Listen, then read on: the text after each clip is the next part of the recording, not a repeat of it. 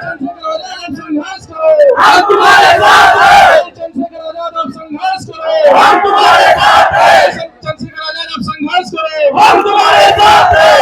जय जय जय जय जय भीम, जय भीम, जय भीम। चंद्रशेखर आजाद व्यवस्था बनाए प्लीज।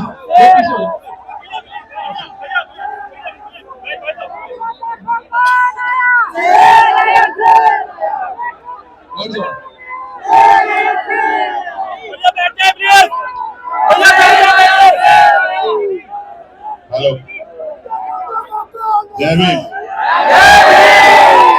आग्रह कि आप लोग अपने स्थानों पर बैठ जाओ, क्योंकि इस पे जोर आ रहा है, ये टूट जाएगी तो चोट लग जाएगी आप लोग। हम पे ये हमारा आंदोलन है, हमें इसको संभालना है। पीछे हो जाओ, भैया सबको बोलिए बैठने के लिए पीछे हो जाओ और बैठने की कोशिश करो। बहुत महत्वपूर्ण बात आज इस मंच से आपसे करनी है, इसलिए मैं आपसे आग्रह करूंगा कि आप बैठ जाओ। भैया बैठने के लिए बोलिए, सबको पहले बैठने के लिए बोलिए भैया। ये तभी संभव होगा जब आप सुनोगे। ऐसे जोर लगाने से संभव नहीं है। देश लोकतांत्रिक देश है, संवैधानिक देश है, तो बैठ जाओ। जो कहा जा रहा है उसको सुनो, जल्दी से बैठो, जल्दी से।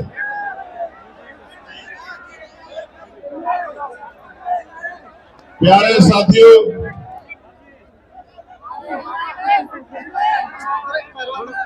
बैठिए बैठिए, आपसे भी कह रहा हूं। आप चंद लोग ही हैं जो पूरा डिस्टर्ब कर रहे हैं, बाकी सब लोग बहुत अच्छे हैं। ये जबरदस्ती जो है, इस तरह चेहरे नहीं चमकते हैं, पसीने से चमकते हैं कि चेहरे मेहनत करने से। अगर ये फेसबुक से और इनसे चमका कर दो तो सभी नहीं चमक जाते थे।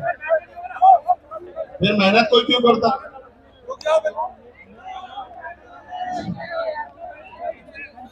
प्यारे साथियों, आज 11 फरवरी 2026 को हम लोग दिल्ली के जंतर मंतर पर अपनी मांगों को लेकर इकट्ठा हुए, और ये अधिकार बाबा साहब अम्बेडकर के द्वारा लिखे गए संविधान ने हमें दिया। और ये अधिकार सिर्फ हमें नहीं दिया, ये अधिकार देश के हर एक उस व्यक्ति को दिया है जो अपने ऊपर हुए अत्याचार, अन्याय, जुल्म, जाति, अपने अधिकारों पे, अतिक्रमण पे आंदोलन कर सकता है, विरोध दर्ज करा सकता है, पत्र लिख सकता है, प्रयास कर सकता है कि उसके ऊपर जो महसूस कर रहा है कि ये कानून गलत बना है, वो कानून को वापस लिया जाए। मैं अभी लोकसभा में था, बजट पे अपनी बात रख के इसलिए आपके बीच देरी से पहुंचा क्योंकि राष्ट्रपति जी के अभिभाषण पे चर्चा नहीं हो पाई। तो बजट एक महत्वपूर्ण विषय है, बजट पे मैंने अपनी बात रखी और फिर अब मैं आपके बीच में हूं। प्यारे साथियों, मैं अपनी बात को शुरू करते हुए बहुजन समाज में जन्मे सभी संतों, गुरुओं और महान पुरुषों को नमन करता हूं। भैया सबको बोलिए बैठने के लिए।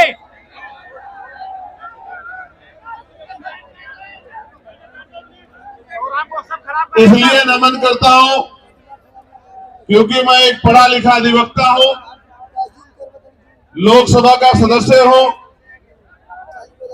इस देश के इतिहास को जानता हूं और इतिहास से प्रेरणा लेकर ही आप अपने भविष्य को मजबूत कर सकते हैं, अपने वर्तमान को अच्छा बना सकते हैं। प्यारे साथियों, मैं सबसे पहले दिल्ली की पूरी टीम का बहुत बहुत धन्यवाद करूंगा कि उन्होंने इस महत्वपूर्ण विषय की गंभीरता को समझा और खुद से आगे बढ़कर निर्णय लिया कि हम यूजीसी के समर्थन में एक आंदोलन बुलाकर देश भर में ये संदेश देने का काम करेंगे कि हम सीना तान के कमजोर वर्गों के साथ खड़े हैं और हम अपने बच्चों की आने वाली जो है हमारी पीढ़ियां हैं उनके ऊपर किसी भी तरह का हमला बर्दाश्त नहीं करें। तो मैं और आप सब लोग दोनों हाथ उठा के दिल्ली की पूरी टीम को धन्यवाद करें कि उन्होंने ये हौसला जुटाया, उन्होंने ये हिम्मत जुटाई, उन्होंने हमें शक्ति दी, उन्होंने वैचारिक मजबूती को समझा और असल में उन्होंने सबसे बड़े दुख को समझा कि भाई बहन पायल, भाई रोहित, बहन देवता और तमाम हमारे बेटे बेटियों की जो शहादतें हुई है, संस्थानिक हत्या हुई है, आने वाली पीढ़ियों के हिस्से में ये जुल्म ज्यादती ना आए।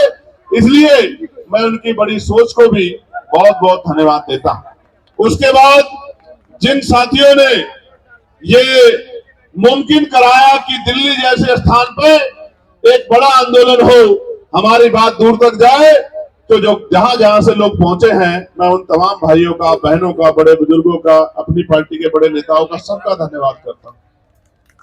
और जिनकी वजह से मैं लोकसभा में पहुंचा हूं, बहन भीम आर्मी आजाद समाज पार्टी के साथियों का और नगीना लोकसभा के समझदार लोगों का, नगीना लोकसभा बिजनौर जिले के साथियों का बहुत बहुत धन्यवाद करता हूं।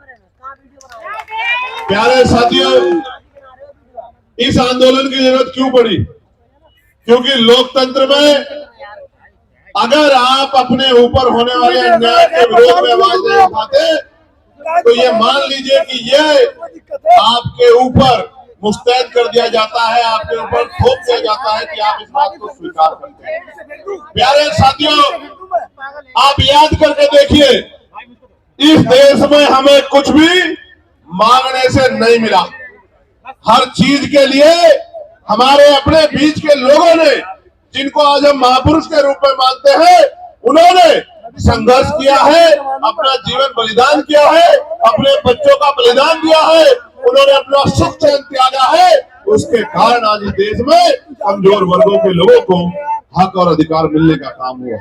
प्यारे साथियों, मैं आज उदाहरण देके बताऊंगा, जो भी डिबेट करना चाहता है, मैं चैलेंज करके कहता हूं, जिस भी पार्टी के राष्ट्रीय अध्यक्ष में हिम्मत हो, वो आजाद समाज पार्टी के राष्ट्रीय अध्यक्ष से डिबेट करे।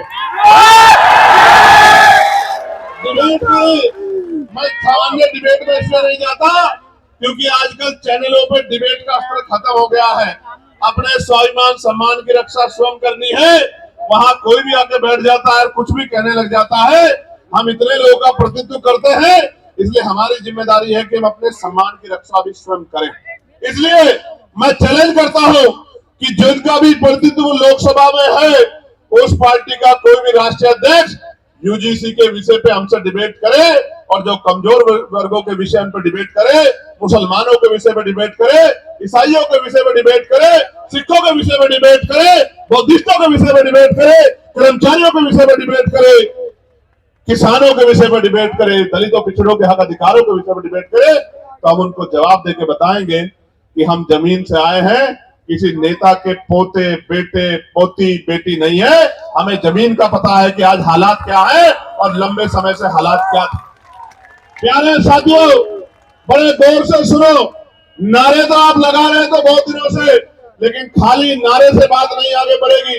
प्यारे साथियों, मैं जानता हूं शिक्षा के दरवाजे किसी और ने नहीं खोले। अगर राष्ट्रपिता ज्योतिबा फूले प्रयास नहीं करते तो आज हमारे तन पे ये कपड़े नहीं आते। अगर शिक्षा में सबसे बड़ा योगदान किसने दिया है तो राष्ट्रपिता ज्योतिबा फूले ने दिया, मां सावित्रीबाई फूले ने दिया, मां फातिमा शेख ने दिया। प्यारे साथियों, इस देश में जिस आरक्षण को रोज बुरा भला कहा जाता है, हालांकि किसी की हैसियत नहीं है बुरा भला कहने की, क्योंकि जब आप ये कहते हैं, जब आप एक उंगली किसी की तरफ उठाते तो चार उंगली आपकी तरफ भी जाती है, तीन उंगली एक अंगूठे का रुख भी आपकी तरफ होता है, जो आपको ये बताता है कि एक बार अपने गिरबान में भी झांकिए। जो लोग 10% आर्थिक आधार पर आरक्षण लेते हैं, संविधान के विरोध में जो आया है, वो भी आरक्षण पे सवाल खड़ा कर सकते हैं। किस आधार पर? किस आधार पर? जो लोग सदियों से आरक्षण का लाभ लेते आ रहे हैं, तमाम संस्थानों पे काबिज हैं, जिन्होंने कमजोर वर्गों के लोगों को उनकी दुख तकलीफों के बाद, उनके भूखे पेट के बाद, जब उनकी बच्चों का तन ढकने का अधिकार नहीं था, जिन्होंने उनके आंसुओं के बाद भी, जिनके मुंह से एक शब्द भी हाय का भी नहीं निकला कि इनके साथ गलत हो रहा, वो हमसे सवाल कर रहे हैं। नहीं, आपको कोई अधिकार नहीं सवाल करने का। अगर सवाल करना चाहते हैं तो अपने अंदर पैदा करिए कि आपके अंदर न्याय की क्षमता है, आप न्याय प्रिय पहले साबित करिए, फिर आके सवाल कीजिए, हम आपके सारे सवालों का जवाब देंगे। प्यारे साथियों, आरक्षण का जाति के आधार पर मिलता है, आरक्षण क्षेत्र के आधार पर भी मिलता है। आप जाके देखो, जम्मू कश्मीर में आरक्षण क्षेत्र के आधार पर मिलता है। आप जाके देखो हिमाचल में आरक्षण क्षेत्र के आधार पर मिलता है। आप जाके देखो उत्तराखंड में आरक्षण क्षेत्र के आधार पर मिलता है। कौन कहता है जाति के आधार पर मिलता है? आरक्षण उनको मिलता है जो पीछे रह गए हैं, जिनका प्रतित्व कम है। और इस देश का मैं गारंटी से कहता हूं, कास्ट सेंसस करा के आप लोग डेटा उठा के लाइए, आइए डिबेट कीजिए और बताइए आपकी संख्या कम है। मैं गारंटी देता हूं, मैं चंद्रशेखर आजाद जो लोकसभा का सदस्य है और आजाद समाज पार्टी बीमार में कार्यकर्ता, मैं वचन दे कहता हूं, अगर किसी विभाग में आपका आरक्षण कम हुआ, चाहे वो विधानसभा हो या लोकसभा हो या कोई भी विभाग हो, अगर आपका आरक्षण, आपका प्रतिशत कम हुआ, मैं वचन देकर कहता हूं कि दलित पिछड़ों की लड़ाई को पीछे छोड़ के पहले आपकी लड़ाई लड़ने का काम करेंगे। इस बात का मैं आपको विश्वास दिलाता हूं। मैं संविधान को मानने वाला व्यक्ति हूं, न्यायप्रिय व्यक्ति हूं, इसलिए आपसे कह रहा हूं, तो मगर सच का सामना तो करना ही पड़ेगा। इस देश में अगर आरक्षण आया सबसे पहले तो 1902 में आया, जिसको छत्रपति साहू जी महाराज ने लागू किया, किसी और ने लागू नहीं किया। कुर्मी वंश के छत्रपति साहू जी महाराज ने लागू किया, उससे पहले तमाम न्यायप्रिय लोगों पे था अवसर, उन्होंने लागू नहीं। इस देश में अगर वोटिंग राइट मिला, इस देश के बहुसंख्यक लोगों को, बालिग लोगों को वयस्क मताधिकार मिला, सार्वभौमिक मताधिकार मिला, इसका श्रेय अगर किसी को जाता है तो वो बाबा साहब अम्बेडकर को जाता है। आपको इतिहास पढ़ना चाहिए। 1919 से पहले इस देश में बहुत कम परसेंट लोग वोट करते थे। मॉन्टेगो चेम्फोर्ड सुधार समिति बनी और सुधार समिति ने नए पैमाने तय किए कि वोट देने का अधिकार उनको मिले जो जमींदार हैं, जो भूमि जिनके पास बड़ी संख्या में है, जो लगान देते हैं, जो टैक्स देते हैं, जो बहुत पढ़े लिखे हैं, जो पूंजीपति हैं, जिन पे व्यापार है। आप इतिहास उठा के देखो, जिनको ने आंख ही या जिनको अपने अधिकारों का पता ही संविधान के आने के बाद लगा है, उनकी संख्या कितनी रही होगी, आप इस बात को महसूस करके देखें।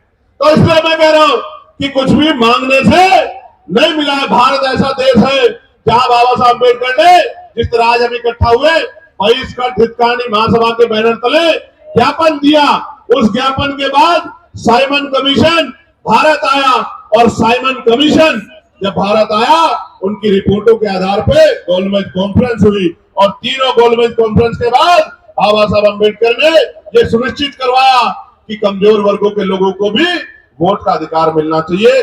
तब इस देश में, और आपको जान के खुशी होगी कि न्यायप्रिय चरित्र किसे कहते हैं, कि भारत पहला ऐसा देश है कि संविधान के लागू होने के साथ देश की महिलाओं को और गरीब और अमीर तमाम तबकों के लोगों को वोटिंग राइट मिलने का काम हुआ।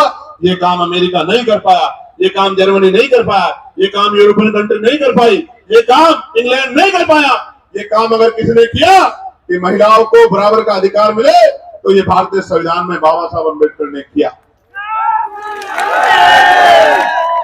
हिंदू कोड बिल पे इस्तीफा दिया जब महिलाओं को उनके अधिकार नहीं दिला पाए, पिछड़ों को उनके अधिकार नहीं दिला पाए। इसलिए हम तो लंबे समय से उपेक्षाओं से लड़ रहे हैं। मैं बात आपको क्यों बता रहा हूं, जब हम चारों तरफ देखते हैं तो मानना रामसु वर्मा दिखाई देते हैं, संत रामदेव प्रजापति दिखाई देते हैं, मान्यवर काशीराम साहब दिखाई देते हैं, मान्यवर तीरा भाना वाल्मीकि साहब दिखाई देते हैं। जब हम चारों तरफ देखते हैं, संत गाडगे जी महाराज दिखाई देते हैं, नारायण गुरु दिखाई देते हैं।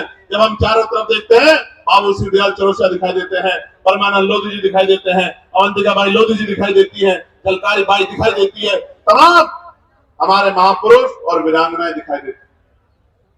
ये सब कौन है? इन्होंने हमारी बस्ती में जन्म नहीं लिया, इन्होंने हमारे जिले में जन्म नहीं लिया, इन्होंने हमारे प्रदेश में जन्म नहीं लिया, मगर हम अपने माँ बाप से ज्यादा इनका सम्मान करते हैं और इनके सम्मान पे खून की बूंद बूंद लगा सकते हैं। उसका कारण क्या है आप जानिए। उनका कारण ये है कि महापुरुषों ने अपने बच्चों को भी पीछे छोड़ दिया, इन्होंने हमारे लिए अपना पूरा जीवन जिया। इनकी वजह से आज हमें अधिकार मिले। इसका मैं उदाहरण बताता हूं। बाबा साहब अम्बेडकर ने अपने जीवन में 3 लोगों को गुरु माना। धार्मिक गुरु उन्होंने, न्यायिक गुरु के तौर पर उन्होंने महामानव तथागत बुद्ध को अपना गुरु माना। शिक्षा के क्षेत्र में उन्होंने राष्ट्रपिता ज्योतिबा फुले को अपना गुरु माना और अंधविश्वास पाखंडवाद को यानी कि विज्ञानवाद के तरफ के आधार पर बात करने के लिए उन्होंने गुरु कबीर जी को अपना गुरु माना। आप समझो, बाबा साहब ने राष्ट्रपिता ज्योतिबा फुले को गुरु माना, उनके दिखाए रास्ते पे चले, साहू जी महाराज के रास्ते पे चले। इसी वजह से वो सामाजिक न्याय की बात को मजबूती से रख पाए। कहां थे लोग जब इस देश में स्तन टैक्स लिया जाता था? कहां थे लोग इस देश में जब विधवा विवाह रोका गया था? कहां था जब सती प्रथाएं होती थी? कौन खड़ा था इस बात को लड़ने के लिए? जब महिलाओं को जिंदा जला दिया जाता था, वही महापुरुष खड़े थे जो समझते थे कि हर व्यक्ति के जीवन का मूल्य क्या है। प्यारे साथियों, बात मैं आपको क्यों बता रहा हूं कि हमारी पार्टी के नेता ये बात कर रहे थे कि भाई चंद्रशेखर आजाद पिछड़े वर्ग के लिए मैदान में आए, कोई नहीं आता। मैं उनको कहना चाहता हूं कि आप पिछड़े नहीं हैं, आप हमारे भाई हैं, हमसे पिछड़े हुए हैं। आप पिछड़े नहीं हैं, हम सब लोग पिछड़े हैं। आप हमारा परिवार हो, हमारे भाई हो, बस पिछड़े हुए हो। उन पिछड़ों को इकट्ठा करने के लिए हम लोग पिछड़े हैं। और आप ही नहीं, हर पीड़ित, शोषित, वंचित किसान, कमेरा, वो चाहे बौद्ध हो, सिख हो, सामान्य जाति का भी कोई गरीब है, शोषित है, उसको भी हमारा अपना है, उसके लिए भी हम लोग खड़े हैं। मुस्लिम समाज के लोग, क्या हालत आज आपने देश में देखा? मजारें गिर रही हैं, खानकाएं तोड़ी जा रही हैं, मस्जिदों में बुलडोजर चल रहा है। और अयोध्या में क्या हुआ? जिस व्यक्ति पे आरोप लगा के उसका घर तोड़ दिया, उसको बंद रखा, कोर्ट ने उसको बरी कर दिया। अगर हिम्मत है तो मुख्यमंत्री माफी मांगे अपनी बात के लिए, जो बात उन्होंने असेंबली में खड़े होकर कही थी, इस धर्म के लोग गुंडागर्दी करते हैं। मैं आपको क्यों बताना चाहता हूं कि सब लोग पीड़ित हैं, सब लोग पिस रहे हैं। अभी एक नौजवान साथी मुझसे मिला, मुझसे कहने लगा भैया हमारा विषय उठाना। मैं पूछना चाहता हूं, सरकार न्याय प्रिय, तो आप मुझे बताओ, 2025 जुलाई में सरकार ने जवाब दिया कि सेंट्रल यूनिवर्सिटियों में पिछड़े वर्ग के professor, assistant professor, associate professor की 80% रिक्तियां है। कितने परसेंट? 80% रिक्तियां। आदिवासी समाज की 83% रिक्तियां और शेड्यूल कास्ट की, अनुसूचित जाति की 65% रिक्तियां। मैं पूछना चाहता हूं, कोई भी डिपार्टमेंट तभी तो चलेगा जब उसको चलाने वाले लोग होंगे। जिस डिपार्टमेंट में, जिस विभाग में 80% पद खाली करे हैं, वहां कौन हमारी पीड़ा को सुन रहा है? जब हमारा आदमी वहां है ही नहीं, तो हमें न्याय वहां कहां से मिल सकता है? 45 सेंट्रल यूनिवर्सिटियों में 38 जो है, जो वाइस चांसलर है, कुलपति है, वो सामान्य जाति के हैं। हमारा विरोध ये नहीं है कि सामान्य जाति के हैं, हमारा विरोध ये है कि 45 में से 38 कितने परसेंट बैठता है कि SC ST OBC के लोगों में काबिलियत नहीं है? किस आधार पर आप ये बात कहना चाहते हो? एक SC का, एक ST का, 5 OBC समाज के, जिनकी संख्या 52%, उनको 12% भी नहीं मिल रहा। इसलिए आंदोलन करना पड़ता है, इसलिए यहाँ आना पड़ता है। हम तो जानते हैं, मैं आपको इस मंच से कह रहा हूं, फिर कह रहा हूं, याद करो फूले साहब को, याद करो साहू जी महाराज को, याद करो पेरियार को, याद करो राम सुवर्मा जी को, याद करो बाबू जगदेव प्रसाद कुशवाहा जी को, याद करो जगन्नाथ कपूरी ठाकुर जी को, याद करो परमानंद लोधी जी को, याद करो संग्राम जी प्रजापति जी को, याद करो शिवराज चौरसिया जी को, याद करो। और मैं आपको भी कहता हूं, मुस्लिम समाज के मेरे भाइयों, कि अगर सर सैयद अहमद खान नहीं होते तो एक यूनिवर्सिटी भी आपके लिए नहीं बनती। आपको आइडिया नहीं है, कोई आपको पूछने वाला नहीं है। और अगर आपके लिए यूनिवर्सिटी नहीं होती, आपको तालीम नहीं मिलती, तो आपको इस देश के सिस्टम में आने का मौका ही नहीं मिलता। जब आप डॉक्टर, इंजीनियर, IAS IPS वकील नहीं बन पाते, तो आपको कलम में ताकत नहीं होती, आप कहां से किसी का भला कर पाते? आप तो अपना भला भी नहीं कर पाते। आपने देखा, उनके बाद 2 लोगों ने यूनिवर्सिटी बनाने का काम किया, दोनों के परिवारों का क्या हाल है? आजम भाई के परिवार का क्या हाल है आप देखो, और इकबाल भाई के परिवार का क्या हाल है सहारनपुर में, आपने देखा। अगर वो कोई व्यापारी को बना लेते तो कोई दिक्कत नहीं, कि यूनिवर्सिटी बना के पढ़ाओगे और उनको सिस्टम में लाओगे तो लड़ाई हो जाएगी। बस असल बात है। मैं आपको ये बता रहा हूं मेरे प्यारे साथियों, प्रदेश का, देश का कोई डिपार्टमेंट उठा के देख लो, अगर आप बैकलॉग ढूंढोगे तो मैं लिख के देता हूं कि अगर बैकलॉग भरा जाए तो आज ही 5, 7, 10 lakh schedule caste, schedule tribe, backward के लोगों को नौकरी, सरकारी पक्की नौकरी मिलने का होगा। लेकिन इन सरकारों ने क्या कर रखा है? इन्होंने ठेके सुविधा पे अपने लोग रख रखे, कम पैसे में लोग रख रखे हैं। जो लोग रख रखे हैं उनको पूरा पैसा नहीं मिलता, कॉन्ट्रेक्चुअल जॉब दे रखी है, क्योंकि आरक्षण ना देना पड़े SC ST OBC के लोगों को। इसलिए मैं आपको कहना चाहता हूं, ये जो UGC आया, मैं इसका धन्यवाद करूंगा इस गाइडलाइन का। इसके आने से कई लोगों के चेहरे बेनकाब हुए, जो कहते थे हम सेकुलर हैं, हम आजाद समाज पार्टी के प्रोटेस्टर से मेरा अनुरोध है कि ये अपने झंडे वंडे जो है साथ लेके सड़क पर मार्च करते हुए ना जाए।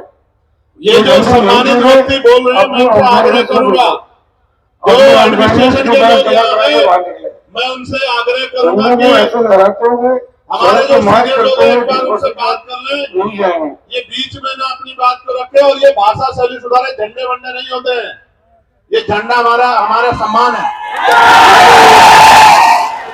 और इस बार अगर ये भागोशाली नहीं सुधारेंगे तो फिर ये आंदोलन आज ही नहीं, अब आगे कल के लिए भी कह दूंगा, लोगों को अपील कर दूंगा, फिर देख लेना संभाल नहीं पाओगे। प्यारे साथियों, मैं आपको कुछ और कहना चाहता हूँ, गौर से सुनो, इन बातों पर ध्यान मत दो। ये तो पुलिस के भाई हैं, एडमिनिस्ट्रेशन के भाई हैं, सरकार के हिसाब से काम करते हैं, हमें इनकी मदद लेनी है, हमारा इनका कोई झगड़ा नहीं। आप गौर से सुनो मेरी बात को। कई लोगों के चेहरे बेनकाब हुए, कई पार्टियों के चेहरे बेनकाब हुए, कई नेताओं के चेहरे बेनकाब हुए, कई सामाजिक संगठनों के चेहरे बेनकाब हुए, और सबसे ज्यादा बेनकाब अगर कोई नारा हुआ है तो वो नारा है जो नारा लग रहा था कि जात पात की करो विदाई, हिंदू हिंदू भाई। वो नारा भी बेनकाब हो गया, वो नारा झूठा था। अगर वो नारा सच्चा होता तो मैं पूछना चाहता हूं कि जब मंडल कमीशन की बात आती है, जब SC/ST आयोग की बात आती है, SC/ST एक्ट की बात आती है, जब UGC की नई गाइडलाइन की बात आती है, तो आप आंदोलन क्यों करते हो हमारे खिलाफ? क्यों हमारे खिलाफ आंदोलन करते हो? क्यों आप हमारे खिलाफ आंदोलन करके सड़कें जाम करने का काम करते हो? क्यों आप आंदोलन करके, जो कहते थे कि प्रधानमंत्री हिंदू हृदय सम्राट है, उसी प्रधानमंत्री को बताओ कहा गया, नहीं कहा गया, कैसे कैसे शब्दों से नवाजा गया। तो जिस प्रधानमंत्री के राज में आपको EWS मिला, उन्हीं प्रधानमंत्री को जब एक आपको काल्पनिक ऐसा लगा कि भाई हमारे बच्चों के ऊपर जो है जांच बैठ सकती है, उनपे जो है उनपे मुकदमा दर्ज हो सकता है, सिर्फ काल्पनिक, कोई मामला सामने नहीं आया। हम पे तो उदाहरण है, मैं बताऊंगा पूरी बात में, हम पे उदाहरण है, कोई मामला सामने नहीं आया तो आप आंदोलन करने चला है। क्योंकि जब भी मंडल कमीशन कहां से हिंदुओं के खिलाफ था, मुझे बताओ। अगर मेरे भाइयों को कुछ मिल रहा है और मैं विरोध कर रहा हूं तो मैं कहां से उनका भाई हुआ, आप मुझे बताओ। देखो, बहुत कुछ बेनकाब हुआ है। बेनकाब ये हुआ है कि जाति सत्य है, जाति सत्य है, और जाति को ठुकराया नहीं जा सकता। जिसको हिंदू हृदय सम्राट कहते थे, उसी को जाति के आधार पर गाली देने का काम करते। इसका मतलब जब तक वो व्यक्ति आपका काम करेगा तब तक आप उसको पलकों बिठा के रखोगे। जैसे ही वो कोई और उनका रोल भी नहीं UGC में, तो आप उनको गाली देने लग जाओगे। ये है जाति का सत्य। मैं और बताता हूं, हाथ कंगन को आरसी क्या और पढ़े लिखे को फारसी क्या। कल ही एक मामला हुआ एक बैंक में, 2 बेटियां थी। वो एक बेटी कहती है कि मैं ठाकुर, और दूसरी बेटी वो ब्राह्मण समाज की है। मैं तो तमाम महिलाओं का सम्मान करता हूं, लेकिन आप देखो कि उन्होंने क्यों नहीं कहा कि मैं हिंदू हूं, और दूसरी बेटी ने क्यों नहीं कहा मैं हिंदू। एक ने कहा मैं ठाकुर हूं, दूसरे ने कहा मैं ब्राह्मण हूं, और दोनों अपने अपने समाज से समर्थन मांग रही है, और दोनों के विरोध में एक दूसरे के समाज के लोग गाली बकने का काम कर रहे हैं। इसलिए मैं आपको बता रहा हूं कि वर्ग की बात ही नहीं है, ये बात जातियों तक जाती है जब आपके अधिकारों पर हमला होता है। और सबसे बड़ी बात देखो, जिनके बच्चों को जो बच्चे मर रहे हैं जिनके, क्योंकि 118% की वृद्धि हुई अपराध में। ये मैं नहीं कह रहा हूं, ये सरकार के आंकड़े कह रहे हैं, एजेंसी आंकड़े कह रहे हैं, 118% की वृद्धि हुई। और कानून की ये गाइडलाइन कैसे बनी? सुप्रीम कोर्ट ने ऑर्डर किया कि गाइडलाइन बनाओ UGC को। UGC ने गाइडलाइन बनाई, हमने नहीं बनाई। और उस गाइडलाइन में जैसे ही पिछड़े वर्ग के लोगों को जोड़ा, क्योंकि गाइडलाइन तो 2012 में बनी थी, 2012 में बनी थी, लेकिन जैसे ही पिछड़े वर्ग के लोगों को जोड़ा, तत्काल विरोध शुरू हो गया। मैं आपको बताना चाहता हूं कि इस नारे के पीछे अगर कुछ है तो वो पिछड़े वर्ग के लोगों का विरोध है। इस बात को मेरी आप याद रखना। ये सरकारें, इनकी सोच पिछड़ा वर्ग विरोधी है, और हम इस बात को इसलिए लड़ रहे हैं क्योंकि हम जानते हैं कि राष्ट्रपिता ज्योतिबा फुले हमारे लिए लड़ रहे थे, छत्रपति साहू जी महाराज हमारे लिए लड़ रहे थे, ईवी पेरियार रामानायकर, स्वामी प्यारेलाल यादव हमारे लिए लड़ रहे थे, महामना रामसु वर्मा चौधरी महाराज की, भारती सर छोटूराम चौधरी चरण सिंह हमारे लिए लड़ रहे थे। इसलिए आज हम यहाँ सीना तान के खड़े हैं कि हम अपने भाइयों को अकेला नहीं महसूस होने देंगे, उनके साथ। प्यारे साथियों, UGC की बात हुई है, मैं पूछना चाहता हूं, कोई ऐसा प्रोटेस्ट बताओ जो UGC के विरोध में हुआ हो और पुलिस ने उन पर लाठी चलाई हो। कोई एक विरोध आप मुझे बताओ पूरे देश के अंदर, या उनको पकड़ के खींचा हो, या उनके कार्यक्रम में इस तरह से माइक उठा के बीच बीच में कहा हो कि भाई आपके लोग कम है, आपके लोग ज्यादा, कभी हुआ क्या? लेकिन जैसे आप लोग आंदोलन करने हैं, कहां BHU में, कहां गोरखपुर यूनिवर्सिटी में, कहां लखनऊ यूनिवर्सिटी में, कहां JNU में, कहां DU में, आपको पीट भी रहे हैं और पीट के उठा के बंद भी कर रहे हैं। क्योंकि जो समाज प्रभावी होता है, जिनके पास मीडिया होता है, जिनके अधिकारी होते हैं, जिनकी एजेंसियां होती हैं, जिनके पास वॉइस होती है, उनकी छोटी से छोटी बात भी लाखों मील तक दूर जाती है, और जिनकी आवाज नहीं होती उनको हत्या करके लटका दिया जाता है। तो चारों तरफ सुनसान, चारों तरफ इस तरह का चुप्पी होती है कि जैसे कुछ हुआ ही नहीं। इस देश में क्या नहीं सहा हमने, क्या नहीं सहा इस देश में। हमने लक्ष्मणपुर बातें कांड सुना, जहां हमारी माँ का पेट चीर के और जो बच्चे थे पेट में उनको निकाल के तलवार की नोक पे खड़ा कर दिया। क्या नहीं देखा हमने देश में। इस देश के दलितों, पिछड़ों, मुसलमानों, आदिवासियों में क्या नहीं सहा। कितने दंगे, कितने जुल्म, कितनी लाशें हमारी जो है, क्या क्या क्या बयां करूं मैं, क्या क्या नहीं सहा देश में। कितने दंगे, कितनी एनसीआरबी का डेटा क्या कहता है, कितनी बच्चों की इज्जतें लूटती है। मैं कहता हूं सार्वजनिक करो, रिकॉर्ड उठा के बताओ कि जिन बच्चों की 1 लाखों की संख्या में इज्जतें लूटती है, किस समाज की, किस समाज के, बताओ इस समाज को। क्योंकि ये समाज सोया हुआ है, इनको नहीं पता कि रोज इनकी बच्चों को, बेटे को कहीं ना कहीं प्रदेश में, देश में जुल्म जाति का शिकार होना पड़ रहा है। और जब न्याय मांगने जाते हैं तो लाठियों से स्वागत होता है, अपमानित गालियां दी जाती है।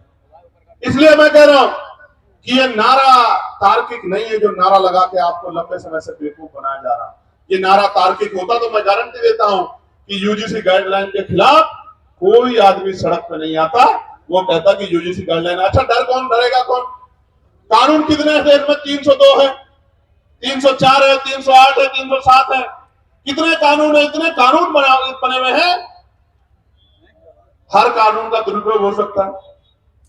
कोई दुरुपयोग का एक तो मामला आता, 2012 से SC ST के उसमें गाइडलाइन बनी हुई है। आप पे 10 मामले हैं जो आपके खिलाफ फर्जी दर्ज हो गए हो, कुछ तो होगा आपके पास जिसके आधार पे आप कह रहे हो। लेकिन कोई तथ्य नहीं है, एक ही तथ्य है कि हमें अपराधी मान ले। हम कहां अपराधी मान रहे हैं भाई, हम कौन है अपराधी मानने वाले। कन्वेंशन रेट कहता है कोर्टों का, हम तो किसी को सवाल नहीं करते कि जब हायर जुडिशरी में, हाई कोर्ट में और सुप्रीम कोर्ट में हमारा रिप्रेजेंटेशन नहीं होता, हम तो तब भी सवाल नहीं करते। हम जैसा गूंगा बहरा कौन लोग होगा, कौन होगा, कौन होगा। हमसे ज्यादा सीधा सच्चा व्यक्ति तो इस देश में कोई भी नहीं होगा, जो जुल्म भी सहता है और चुप भी रहता है। जानवर भी अपने हक के लिए लड़ते हैं, हम लोग तो अपने हक के लिए भी लड़ पाते। हमसे ज्यादा सीधा भोला कौन होगा। और इसी भोलेपन का फायदा लंबे समय से उठाया जा रहा है। प्यारे साथियों, इसका एक उदाहरण बताता हूं कि क्यों लड़ना पड़ता है। मध्य प्रदेश में 90 के बाद, जब मंडल कमीशन के बाद आरक्षण लागू हो गया पिछड़े वर्ग के लोगों को, तो आज भी वो भैया खड़ा है। 13% आरक्षण वहां, जो संवैधानिक 27% मिला है, उसमें से भी 13% मिलता है। वो रोज आंदोलन करते हैं। यही सुप्रीम कोर्ट उस मामले को, फाइल को नीचे दबा के रखा। क्यों नहीं सुनता? जब आपने एक दिन पहले PI दाखिल हुई और अगले दिन सुनवाई कर ली, तो हमें पीड़ा होती है कि जब 69,000 शिक्षक भर्ती का मामला उत्तर प्रदेश का सालों भर पड़ा रहता है कोर्ट में, जब 27% रिजर्वेशन का मामला सालों पड़ा रहता है और आप कभी सुनवाई नहीं करते हो। मेरे आज भी याद है जब डिमोशन हुए थे उत्तर प्रदेश में, एक पूर्व की सरकार थी, जब उनके निगरानी में डिमोशन हुए थे, इसी सुप्रीम कोर्ट ने कहा था कि पहले डिमोशन कराओ, उसके बाद हम सुनेंगे। मैं पूछना चाहता हूं, जब हमारे हकों की बात होती है तो क्यों चुप्पी थाम लेते हो आप? हम तो उम्मीद लगा के बैठे कि आप न्याय के देवता हो, आप न्याय की मूर्ति हो, आप न्याय करोगे। क्या ऐसा गाइडलाइन में, जिसने गाइडलाइन ना पढ़ी हो, मुझे बताओ, क्या उसमें आर्थिक रूप से कमजोर वर्गों को उद्देशिका में नहीं जोड़ा गया? आर्थिक रूप से कमजोर वर्ग के उसमें सारे सामान्य जाति के बच्चे, तो कैसे सामान्य जाति के खिलाफ हो गया? इसमें महिलाओं को जोड़ा गया है, इसमें दिव्यांगजनों को जोड़ा गया है, कैसे किसी के खिलाफ हो गया? और कहा गया कि भाई इसमें नोटिफिकेशन में ये नहीं रखा कि सामान्य जाति के प्रतिनिधि होंगे। मैं कहता हूं 38 जब कुलपति सामान्य जाति की है, तो आपका रिप्रेजेंटेशन कौन कर देगा? जब इतना बैकलॉग है OBC SC ST का, तो आप हमें तो गारंटी देता हूं, जो समता समिति बनेगी बनवा लो। OBC के ST के प्रोफेसर नहीं मिलेंगे आपको, सीनियर प्रोफेसर मिलेंगे नहीं। आप, मेरा चैलेंज आप चेक करवा। तो इसलिए मैं कह रहा हूं, प्यारे साथियों, मंडल कमीशन आया था, मंडल कमीशन 2 सिफारिशें लागू हुई, अभी बाकी सिफारिशें चूकित हुई। कभी कोर्ट को नहीं लगता कि ये सिफारिशें लागू होनी चाहिए, कभी नहीं लगता, कभी नहीं लगता। और निजी क्षेत्रों में हम लोग पार्लियामेंट में बिल लेके आए, प्राइवेट मेंबर बिल, की निजी क्षेत्रों में SC ST OBC के लोग आरक्षण मिलना चाहिए। क्यों मिलना चाहिए भी सुनो। निजी क्षेत्र बनता कैसे है? निजी क्षेत्र इस तरह बनता है कि सरकार जमीन देती है, 1 रुपए लीज पे हजारों बीघा जमीन, फिर उसको लोन देती है, फिर टैक्स में छूट करती है। इस तरह की छूट वो किसानों को, मजदूरों को, गरीबों को, अल्पसंख्यकों को, मुसलमानों को, आदिवासियों को नहीं देती। इतने सब प्रावधानों के बाद तब जाके वो प्राइवेट सेक्टर बनता है। तो जो सारा ही सरकारी पैसे से बना हो, सारा ही सरकारी जमीन पे बना हो, तो उसमें कमजोर वर्गों को हिस्सेदारी क्यों नहीं मिलनी चाहिए? कोई पूछने वाला है? इसलिए हमने कहा कि निजी क्षेत्रों में भी आरक्षण की व्यवस्था होनी चाहिए। और आज इसकी देश की सच्चाई ये है, आपको जानना चाहिए देश की सच्चाई। सच्चाई ये है कि कितने ही जो शहर हैं जिनको कहा जाता है स्मार्ट सिटी, उनमें सफाई कर्मचारी सीवर में उतरते हैं, सीवर में मर जाते हैं। 7,000, 8,000, 9,000, 11,000 पे, 13,000 पे मजबूर है काम करने के लिए। मैं आपको जिम्मेदारी के तौर पर कहना चाहता हूं, जानबूझ के जाति के आधार पर ये काम दिया गया है और जाति के आधार पर इसके वेतन का निर्धारण किया गया है। पर की नौकरी छीन के ठेकेदारी सुविधा पे नौकरी देके आज भी हमारे लोग गटर में मरते हैं। किसी को तो क्यों नहीं होता? क्यों नहीं सुप्रीम कोर्ट संज्ञान लेता? एक मुख्यमंत्री असम का ये कहता है कि 5 की जगह 4 रुपए दो, इतना सताओ कि ये प्रदेश छोड़ के भाग जाए। जो वीडियो जारी करता है जिसमें सीने पे गोली मारने का जो है निर्देश दिया गया है, मैं पूछना चाहता हूं सुप्रीम कोर्ट सुमोटो क्यों नहीं लेता है? इस वॉल्यूशन में सुप्रीम कोर्ट चुप क्यों है? हमारे नरसंहार पर सुप्रीम कोर्ट चुप क्यों है? इसलिए तकलीफ होती है कि जिस न्याय के मंदिर से हमें उम्मीद है वो न्याय का मंदिर हमारी तरफ नहीं देख रहा है। इसलिए प्रोटेस्ट करना पड़ता है कि उस न्याय के मंदिर तक हमारी भी तकलीफ जाए, हमारी भी पीड़ा जाए। हम भी देश के लोग हैं, हम भी देश में टैक्स देते हैं, हम भी देश को सीखते हैं, हम भी देश की बिल्डिंगें बनाते हैं, हम बड़े बड़े शहरों की बिल्डिंगें बनाते हैं, उसमें हमारा पसीना लगता है। न्यूनतम वेतन मजदूरी पे और मजदूरी मांगने पे हत्या भी होती है। हम इस देश की बिल्डिंगें बनाते हैं, हमारे पसीने खून से बिल्डिंगें बनती हैं। हमारी माए, हमारी बहनें, हमारे बच्चे पेट में जो है, हमारी माए बच्चे बांध के इस बिल्डिंगों में के चढ़ा के मशीनें तो आ जाइए, इस देश को मजबूत करने का काम करते हुए बड़ी बड़ी बिल्डिंगें बनाती है। इन बिल्डिंगों में हम पे रहने के लिए स्थान नहीं होता है। ये सब हमारे सामने सरकार कहती है हम प्रधानमंत्री आवास योजना चला रहे हैं, लेकिन आप देखो हल्द्वानी में कैसे बसे बसाए लोगों को उजाड़ने का काम किया जा रहा है। इसलिए दर्द होता है कि चारों तरफ हमें कोई सुनने वाला नहीं। प्यारे साथियों, मैं कर्मचारियों की पीड़ा को समझता हूं, ठेकेदारी सुविधा पर जिस तरह उनको लूटा जा रहा, मैं इस बात को समझता हूं। मैंने कहा कि जो भूमि में कमजोर है, जिनको पट्टे दिए गए थे दलित पिछड़े वर्ग के लोगों को, वो सारे पट्टे छीनने का काम सरकारें कर रही है, गुंडागर्दी कर रही है, भूमाफिया कर रहे हैं, लेकिन सुप्रीम कोर्ट संज्ञान नहीं लेता। और अगर फाइल जाएगी, और मैं दूसरों की नहीं कहता, मैं अपने अपने मामलों को जो अन्याय मेरे साथ हुआ उनको लेकर सुप्रीम कोर्ट जाऊंगा। आप देखना कितने कितने दिन बाद फाइलों का मौका मिलेगा, आप निर्धारण करना। मैंने कहा ना, प्रत्यक्ष प्रमाण की जरूरत नहीं है। मैं भी जाऊंगा सुप्रीम कोर्ट बहुत जल्द, 10 दिन के अंदर मैं देखूंगा कि हम कमजोरों की पीड़ा को भी इस तरह सुना जाता है क्या? जब सरकार हम पे जुल्म करती है, जब सरकार हम पे अन्याय करती है, निर्दोष होते हैं, हमें जेल भेजना काम करती है, हम पे रासुका लगाती है, हमारे बच्चों को पीटने का काम करती है, हमारी हड्डियां तोड़ने का काम करती है, हमें करंट लगाने का काम करती है, तो ये सुप्रीम कोर्ट हमारी पीड़ा को भी सुनता नहीं सुनता। मैं जाऊंगा। प्यारे साथियों, आज इस देश में शिक्षा बाजार बन गई है, शिक्षा बाजार बन गई है। गरीब आदमी अपने बच्चों को अच्छी पढ़ाई नहीं दिला सकता, कोई पूछने वाला नहीं है। बच्चे पढ़ेंगे नहीं तो आगे कैसे जाएंगे? और जो चला जाता है वो हिंसा का शिकार हो जाता है, जातीय भेदभाव का शिकार हो जाता है। मैं दूर नहीं जाता, कहते हैं ना कि भाई उदाहरण की जरूरत पड़ती है। मीडिया के साथी यहाँ हैं, वर्ष 2012 में वर्धमान जो अब सफदरजंग है, महावीर मेडिकल कॉलेज में SC ST समुदाय के MBBS कर रहे छात्रों को फिजियोलॉजी के लिखित टेस्ट में जाति देकर जानबूझ के फेल किया गया। आरोप लगे, जांच हुई और आपको जान के अचरज होगा, छात्रों की शिकायत पे जब दर्ज हुई, सरकार ने कमेटी बनाई जिसका नाम था मुंगेकर कमेटी। मुंगेकर कमेटी की जांच में पता लगा कि SC ST के बच्चे के पेपर पे अंकित जाति देख के चुन चुन के फेल किया गया, तो हमारे मन में सवाल क्यों ना पैदा हो कि हमारे साथ कास्ट बेस्ड डिस्क्रिमिनेशन होता है। और ऐसा ही नहीं, कमेटी की रिपोर्ट पे कोर्ट ने उन छात्रों को मात्र पास ही नहीं किया, दोषियों के खिलाफ 10-10 लाख रुपए का मुआवजा देने के लिए आदेश दिए, दोषियों पे कार्रवाई की। मैं इसलिए आपसे कह रहा हूं कि होता है डिस्क्रिमिनेशन, कास्ट बेस्ड डिस्क्रिमिनेशन होता है, इसीलिए तो हम कह रहे हैं। और हमने थोड़ा ही गाइडलाइन बनाई, हमारी पीड़ा को आपने कहा सुना, सुप्रीम कोर्ट के आदेश को आपने सुन के गाइडलाइन बनाई। मैं धन्यवाद करूंगा कि उन गाइडलाइनों को हमारे पढ़े लिखे लोगों ने पढ़ा। भाई देखो, दो तरह का समाज है अभी, एक वो जो हाशिए पे गांव में रहता है, लेकिन वो मेहनत मजदूरी करके उनके पिताजी भी अपने बच्चे को यूनिवर्सिटी भेजने का काम कर रहे हैं। यूनिवर्सिटी क्यों भेज रहे हैं? कि मेरी गरीबी, बेबसी, लाचारी, परेशानी, बीमारी, तकलीफों को ये मेरा बेटा पढ़ लिख के doctor engineer, IAS, IPS professor बन के 2 रुपए कमा के सम्मान का जीवन खुद भी देगा, मेरी तकलीफों को भी दूर करेगा, मेरे दरिद्र को भी काटेगा। वो बच्चा पढ़ने आता है लेकिन वो उत्पीड़न का शिकार हो जाता है। और ये मैं नहीं कह रहा हूं, ये एजेंसियों की रिपोर्ट कह रही है, इसलिए इस आधार पर गाइडलाइन बनी है। प्यारे साथियों, बातें तो बहुत है कहने को, लेकिन मैं ये कह रहा हूं, ये सच है कि जहां आपकी आवाज नहीं होगी वहां सुनवाई नहीं होगी। इसलिए आपको अपनी आवाज को मजबूत करना पड़ेगा। आज इस आंदोलन का पहला चरण है, आज यहां है, कल राष्ट्रीय अध्यक्ष भीम आर्मी के नेतृत्व में भोपाल में होगा। 9 तारीख को राजस्थान में हुआ था। हम लोग इतनी चैन से नहीं बैठने वाले।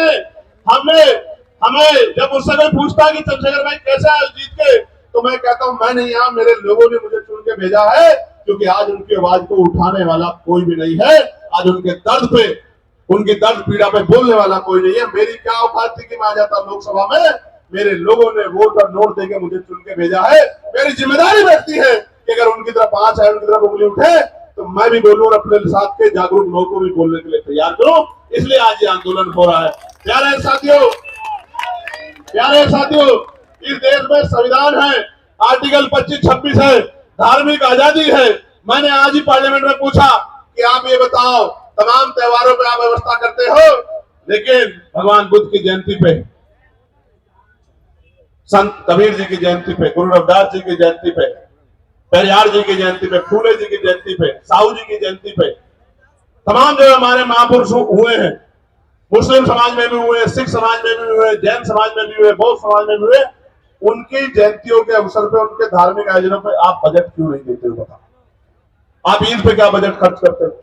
आप मुहर्रम पे क्या बजट खर्च करते हो? आप शब बारात पे क्या बजट खर्च करते हो? क्या इस देश के धन पे कुछ ही लोगों का अधिकार है? ये देश, ये सरकार सबका साथ सबके विकास के झूठे के नारे के साथ क्यों खड़ी है? ये कहे कि धन तुम्हारा और अधिकार हमारा, धन तुम्हारा अधिकार हमारा, हम अपने लोगों को देंगे, ये सच बताने का काम करें। हम जानते हैं सच क्या। प्यारे साथियों, मैं लगातार उन विषयों को पार्लियामेंट में उठाने का काम करता हूं। हमारी संख्या कम है, इसलिए मुझे समय कम मिलता है, लेकिन ये संख्या कम हमेशा नहीं रहेगी। ये संख्या हमेशा कम नहीं रहेगी। हमें लड़ाई लड़नी पड़ेगी, और अगर हम चुप रहे ज्यादा दिन तक, वो दिन दूर नहीं है कि हमारी आने वाली पीढ़ियां इस देश में पुनः गुलाम हो जाएंगी।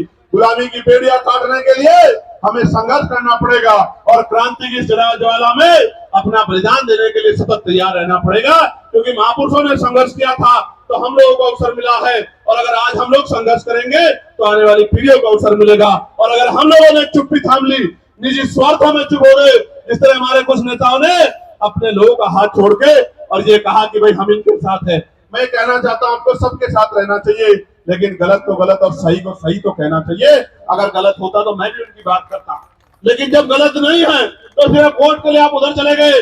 जब आप पावर में नहीं हो तो आज आप उधर जाके खड़े हो गए हो, कल आप पावर में होंगे तो मैं कैसे उम्मीद करूं कि आप हमारे लोगों के बारे में सोचोगे। ये बहुत बड़ी चिंता हमारे समाज के सामने, हम गरीब, कमजोर, दलित, पिछड़े मुसलमानों के सामने देश में आ रही है। प्यारे साथियों, चारों तरफ अंधेरा है, चारों तरफ चुप्पी है, सब लोग आंखें बंद करके बैठ गए हैं। ऐसे दौर में अगर हम लोगों ने भी आंखें बंद कर ली तो मैं लिख के देता हूं कि लड़ने की हिम्मत टूट जाएगी। मेरी बात को आप याद रखें। जब मैं ये लड़ाई लड़ रहा हूं, आपको भी पता है इसके बाद मुझे क्या मिलेगा। मीडिया में जो उस तरह की सोच के लोग हैं वो मेरे खिलाफ राजनीतिक प्रोपेगेंडा चलाएंगे, झूठे प्रोपेगेंडा चलाएंगे। वो जो अधिकारी उस सोच के हैं वो मुझे, मेरी पार्टी कार्यकर्ताओं को तोड़ने की कोशिश करेंगे, झूठे मुकदमे लगाएंगे। लेकिन मैं आपको बताना चाहता हूं जीवन एक बार मिला है, जीवन बार बार नहीं मिलता। मौत कल की आती आज आ जाए, हम अपने लोगों के हितों से किसी भी कीमत पे समझौता नहीं करेंगे। और अगर हम जैसे लोग चुप हो गए, हम जैसे लोग बैठे, तो मैं लिख के देता हूं कि फिर कोई हिम्मत नहीं कर पाएगा कि वो लड़ाई को लड़ ले। प्यारे साथियों, लड़ाई बड़ी महत्वपूर्ण है। आज आपने इतनी बड़ी संख्या में जुट के ये संदेश सरकार को दे दिया कि आप लोग कमर कसे हुए बैठे हो, मेरे एक आदेश का इंतजार कर रहे हो। मैं आपको विश्वास दिला के बताता हूं, चंद्रशेखर आजाद के लिए, आजाद समाज पार्टी के एक सिपाही के लिए, हमारे नेताओं के लिए, कार्यकर्ताओं के लिए समाज हित पहले है, व्यक्तिगत हित बाद में है। हम मिट तो सकते हैं, लेकिन समाज के हितों से समझौता करके छुप नहीं सकते। मेरी बात को याद, मैं अकेला व्यक्ति था, भंते जी यहाँ बैठे हैं, मैं अकेला व्यक्ति था जिसने बीटी एक्ट के खिलाफ आवाज उठाई कि बीटी एक्ट 1949 खत्म किया जाए, क्योंकि उसमें बौद्धिक समाज के लोगों के साथ अन्याय हुआ। प्यारे साथियों, ये बातें मैं आपको इसलिए बता रहा हूं कि आपको जागरूक होना पड़ेगा। यहाँ तो बहुत सारे ऐसे लोग हैं जो बिल्कुल अपने से दिखाई देते हैं, ऐसा ही पढ़ना पहनते हैं, लेकिन अपने नहीं है। आज तो हर पार्टी आपको लुभाने के लिए अपने नेताओं को, फरीदाबाद के लोग सुनो, पलवल के लोग सुनो मेरी बात को, हर पार्टी ऐसे पटके पहना के अपने लोगों को घुमाने लगी है, लेकिन ऐसा पटका पहनने वाला सच्चा नहीं हो सकता। बाबा साहब अम्बेडकर को और बहुजन महापुरुषों की विचारधारा पर चलने वाला व्यक्ति सच्चा हो सकता है। नीला पटका तो बाजार के हर दुकान में मिल जाएगा, कोई भी बैंक खोल देगा। कोई पार्टी बताओ, आप औरों को छोड़ो, भारतीय जनता पार्टी को देखो, जिन आरएसएस के लोगों ने जीते जी बाबा साहब की शव यात्रा निकाली, वही आरएसएस के बीजेपी के लोग सबसे बड़ा फोटो बाबा साहब को लगाते हैं नहीं लगाते हैं? तो अगर बाबा साहब की फोटो लगाने वाला सच्चा है, नीला पटका पहनने वाला, मात्र नीला पटका पहनने वाला सच्चा है, तो हर वो व्यक्ति सच्चा है जो वोट के लिए आपको जय भीम कर रहा है या नमस्कार कर रहा है। मैं आपको कहना चाहता हूं मेरे लोगों, ये वोट का अधिकार नहीं होता, ये वोट का अधिकार नहीं होता तो ये अमीर लोग आपकी बस्तियों में नहीं आते। मेरे लोगों, ये वोट का अधिकार नहीं होता तो ये अमीर लोग आपकी गलियों में नहीं आते, आपके घरों में नहीं जाते। और आप देखो किस तरह की व्यवस्था है कि आज भी अगर भेदभाव नहीं है तो बहुत सारे नेता जाके कमजोर वर्गों के घरों में खाना खाने का नाटक क्यों करते हैं भाई? खाना खाने का नाटक क्यों करते हैं? इसलिए करते हैं कि वो एहसास कराना चाहते हैं कि हम बदल रहे हैं। आप बदलते तो हमारे खिलाफ विरोध क्यों करते हैं? क्यों विरोध करते हैं हमारे खिलाफ? हमारे बच्चों की जान जा रही है, आप पे एक मामला नहीं है। मैं चैलेंज करता हूं, अगर झूठे मुकदमे दर्ज करने की बात आप कर रहे हैं तो 12 से गाइडलाइन बनी है, 26 हो गया है। आप 100 मामले उठा के लेके आओ, हम लोग चर्चा करेंगे, आपकी बात को सुनेंगे।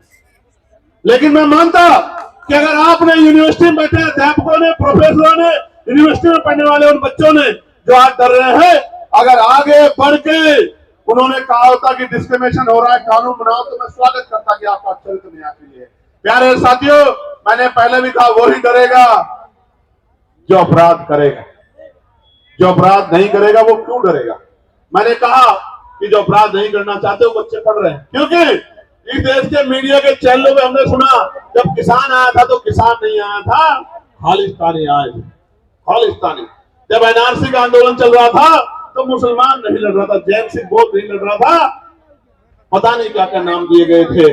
जब अपने हकों के लिए दलित पिछड़े आते हैं, आदिवासी आते तो नक्सली कहा जाता है। इसलिए मैं टीवी को सुनते ही समझ आता है कि जो अभी कुछ दिन पहले आंदोलन कर रहे थे वो आंदोलनकारी नहीं थे, वो आंदोलनकारी नहीं थे, क्योंकि जिनको पढ़ना है तो पढ़ रहे हैं।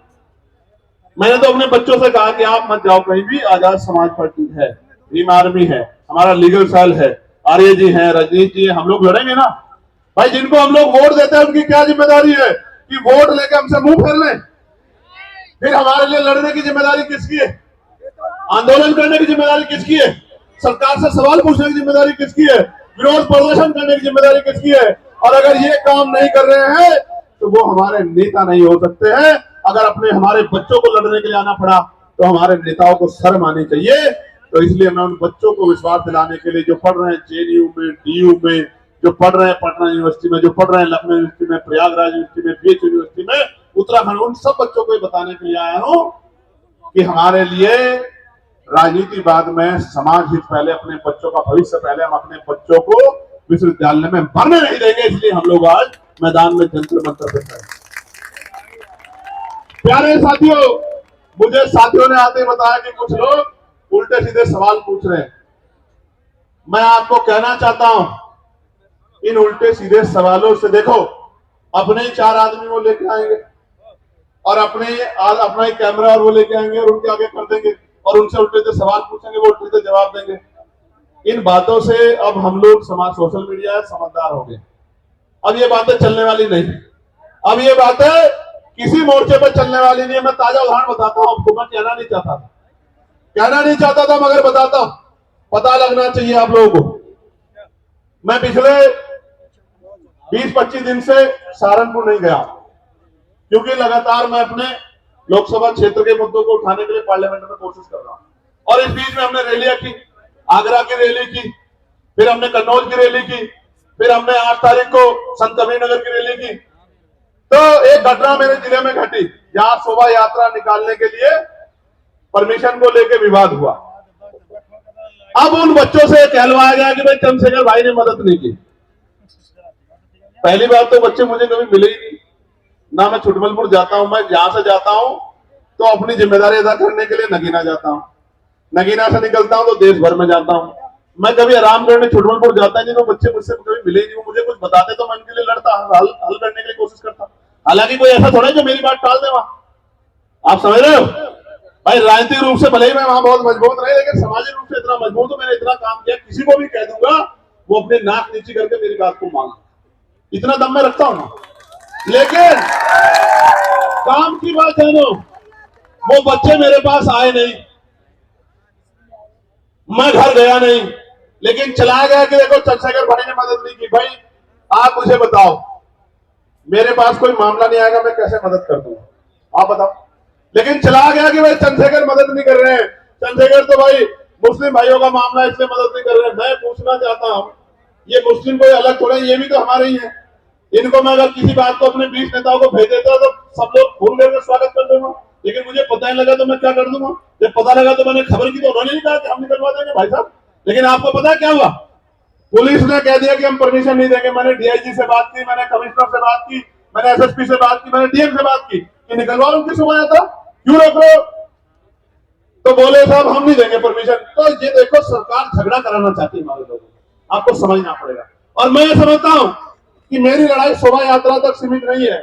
मेरी लड़ाई तब तक जारी रहेगी जब तक आपको स्वाभिमान सम्मान का जीवन नहीं मिलता। मेरी लड़ाई तब तक जारी रहेगी जब आपको हक अधिकार नहीं मिलते। मेरी लड़ाई तब तक जारी रहेगी जब तक आपकी जेब में पैसा नहीं आता। मेरी लड़ाई तब तक जारी रहेगी जब तक आपके लिए टूटे टूटे मकान ऐसे नहीं बनते जैसे दूसरे लोगों के हैं। मेरी लड़ाई तब तक जारी रहेगी। इसलिए मैं तो देश में हक अधिकार की लड़ाई लड़ रहा हूं। जो लोग मेरा मुकाबला नहीं कर सकते, आजाद समाज पार्टी भीम आर्मी के नेताओं का मुकाबला नहीं कर सकते, वो जानबूझ के इस तरह के षड्यंत्र करके तमाम तरह की चीजों के प्रयास करते हैं। मैं उनको कहना चाहता हूं, वो प्रयास करो, समय बदल गया है। उत्तर प्रदेश में आने वाला समय आजाद समाज पार्टी काशीराम का है, मेरी बात का दिया।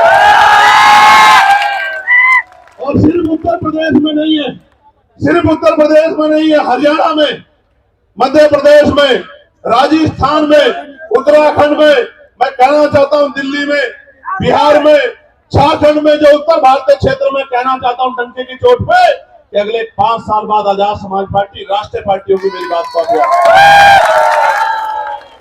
क्योंकि हर व्यक्ति के पास समस्या है, आजाद समाज पार्टी पे समाधान है। इसलिए सब लोग एडी चोटी का जोड़ लगा के सुबह शाम षड्यंत्र करते रहते हैं। इतना काम ही अपनी पार्टी के लिए करे तो इनकी पार्टी का भी 1-2 एमएलए जीत जाए। अगर ये इतना काम करे, अपना काम नहीं करते, बस यही काम करते, कभी हमारे नेताओं को पकड़वाते हैं, कभी अखबार में खबरें छपवाते हैं। इनसे तो डरने वाले हम लोग, इन साजिशों से हम लोग निर्देश दी डरने वाले नहीं, याद रखना मेरी बात। इनसे नहीं डरने वाले हैं, इन साजिशों डरने वाले। लेकिन वचन देके दिल्ली से कह रहा हूं आपको, हम प्रथम और अंतिम भारतीय हैं। भारत की अस्मिता पे कोई आंच आएगी, भारत की सेना के सम्मान पे कोई आंच आएगी, जो हमारा गौरव है, हमारे अर्धसैनिक बलों पे, हमारे पुलिस के भाइयों पे कोई आंच आएगी, अगर हम में खून की कमी भी हो जाएगी तो हम अपने खून का कतरा कतरा देके इस देश के गौरव की रक्षा करेंगे। मैं आपको वचन दे देता हूं। हमारी लड़ाई किसी जाति से नहीं है, किसी धर्म से नहीं है, हमारी लड़ाई अधिकारों की है, हमारी लड़ाई सामाजिक न्याय की है, हमारी लड़ाई भाईचारा कैसे बनेगा। एक आदमी ताला लगा के बैठ गया, गरीबों को कुछ देना नहीं चाहता। ये लोधी जी खड़े हैं बुलंदशहर वाले, एक आदमी ताला लगा के बैठ गया, हापुड़ वाले भी, और वो देना नहीं चाहता, और हम लोग दरवाजा खटखटा रहे हैं कि हमारा हिस्सा में दे दो। कैसे जो है भाईचारा बन जाएगा। जब तक ये देश में धन धरती राजपाट नहीं बढ़ेगा बटेगा, तब तक बात आगे नहीं बढ़ेगी। और मैं आपको कहना चाहता हूं, समय आ गया है, नौजवानों ने अंगड़ाई ली है। कहते हैं ना, संघर्षों के साय में घनघोर जवानी पलती है, और इतिहास उधर झुक जाता है जिस ओर जवानी चलती है। धीरे धीरे